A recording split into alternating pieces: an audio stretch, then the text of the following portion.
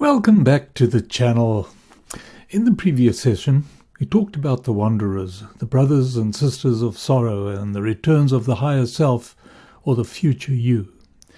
Today I'm going to update the current state of affairs with what we can expect to see in the near future, the signs that relate to the disclosure of extraterrestrial life in the universe and the dismantling of the remaining deep state players.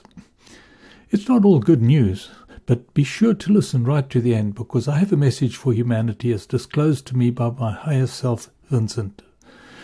The time of this recording is early 2023, and my guess is it will be posted around the 5th of March 2023. Not that this will make any difference to the upcoming events that I'm going to speak on in this viewing of Spiritually Conscious Soul 101. All the signs I'm going to speak on have already been activated in our current timeline and will be ongoing for the next 6 months, after which time they will escalate toward their intended conclusions. They will create an impingement on our human rights and further entrench the agenda of total control over the affairs of human society. You'll notice I'm more careful of the use of my pronouns now in my talks. The flow of events is moving along at a cracking pace, and I believe it is expedient for us to be forewarned about possible upcoming changes to our living conditions. Some of these changes are in slow progress mode and may not impact the lives of every Earth citizen, but there are other changes specifically planned to be virtually overnight and will have a severe impact on many lives. There are 3 major signs that I'll talk about, and then we'll take a look at the next step in the disclosure, the work being done behind the scenes by the Intergalactic Confederation and the Galactic Federation of Worlds. Okay, let's get the show on the road. Sign number 1, the state of the world governance, the G20 subscribers to KS's forum. There are 2,700 leaders from 130 member countries, 52 heads of state and government. Almost all acquired information can be gleaned from the forum's website. The United Nations is also involved with their program leaders under the banner of UN Habitat. Their agenda is characterized in the following: to increase the prosperity of 100 cities and the lives of 100 million people by 2030. All these agendas are underpinned by positive speak, by thinly veneered lies, and it's very obvious that the ordinary citizen will not see the real intent that lies beneath the positive renditions. The second sign is the state of the world economy. My go-to for this information is Neil McCoy Ward's channel, where he discusses the current economic pitfalls planned by the forum and for us, and we need to be forewarned. This information is taken from the forum's Global Risk Report for 2023. The forum knows all the associated risks because they have planned the destabilizing tactics that will force the world into several global crises. Crises that will further the forum's world domination and enslavement agenda.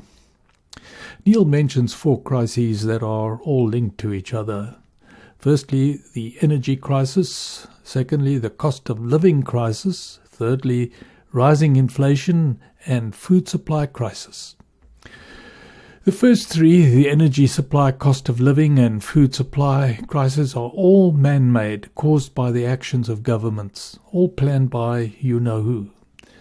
These man-made crises have resulted in a worldwide state of high inflation. This is exactly what we are experiencing at the current time, but we've not seen the worst of it yet. The second point Neil makes is that the forum planners foresee an escalation of cyber attacks on major corporations, banks included. There comes with this phenomena a real possibility of the central banks using what is called a bail-in feature, whereby they will be able to confiscate the savings of private citizens to help prop up their continued existence. The protection that has been put in place to help common people grab back some of their hard-earned investments following the collapse of smaller bank entities, is a promise by the FDIC, the Federal Deposit Insurance Corporation, which is the federal institution that underpins worldwide savings security. The caveat, however, with this organization is that they only have a cash of $2 billion to cover $1 trillion in potential loss of savings. Do the math. The majority of world citizens who might lose their investments are not going to have a show on any potential payout. But you know who will grab those coveted spots? The elitists who have the means to do so. Please don't take my words for all this. Neil McCoy Ward is still on YouTube. Go to his channel and hear it from the horse's mouth. The other YouTube site is Redacted. Clayton Morris explains central banks are admitting that a collapse of normal banking is imminent. You may find Redacted on Rumble, if not on YouTube, at the time this video airs. The third sign I want to allude to is the effect all this is having on the average citizen and the pushback that is and has already taken place. I'll start with the farmers in the Netherlands, where the use of fertilizer has been banned effectively, putting them all out of business. There have been ongoing demonstrations against this restriction, to which the government of the Netherlands has turned a blind eye and a deaf ear. We also have the Freedom Convoy in Canada and the blockade of the capital city streets, all this due to mandates imposed on the cross-border truck drivers. The government invoked the Emergency Act in an attempt to squash the dissident trucker movement. However, this has led to accusations of government overreach. Yet another pushback by the average citizen has resulted from Bill H.R. 5, which seeks to bring credibility to the unpopular woke movement. Also on the Canadian Liberal government's agenda is a cut of 30% on fertilizer emissions by the year 2030. This is the government's plan to get to net zero emissions by the year 2050.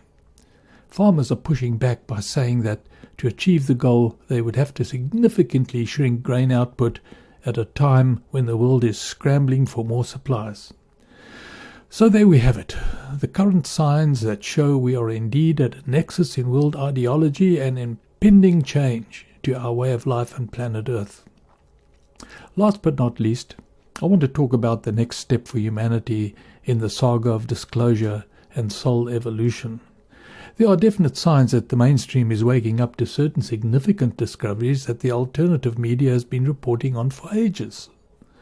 The magazine Archaeology, a publication by the Archaeological Institute of America, has recently commented on the discovery of an ancient but highly advanced civilization that has been discovered in Antarctica.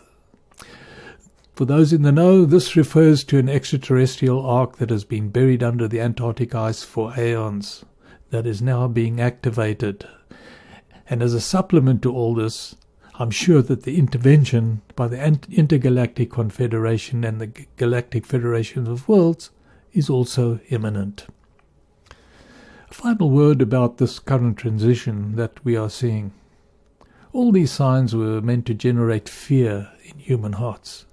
This is the deep state tactic that the Dark Empire implemented in order to prolong their unwanted presence. They feed off these fears, and we need to understand this. Our way of life is a long period of reliance on systems of money, industrial progress, and political controls. This is going to end. We cannot allow our fears of a short-term loss and the negativity it will generate to derail our belief in the bigger picture. This is the time we should be trusting the universe to bring about the predicted golden age in time of peace, harmony, and unconditional love our souls have been thirsting for. We may or may not suffer the consequences of the aforementioned losses and everything else that the deep state has planned for humanity. The most reassuring aspect for us is that there is a plan to help us through all the intended potential hardships. We are, metaphorically speaking, standing on the beach, watching an oncoming tidal wave that threatens to obliterate all we stand for. But this tsunami is not about annihilation. It's actually about deliverance. Do not allow fear to overtake you. You are going to be fine. Remember who you really are. Well, that's all we have time for on this expose of Spiritually Conscious Soul 101. But before we close, please remember to hit the like and subscribe buttons below. And should you like to make a comment, you can go to the website listed at the bottom of the screen and use the comment section where there's a fillable form that can be utilized for that purpose. Thank you for watching my channel. And be sure to catch up with the latest material on the next viewing of Spiritually Conscious Soul 101.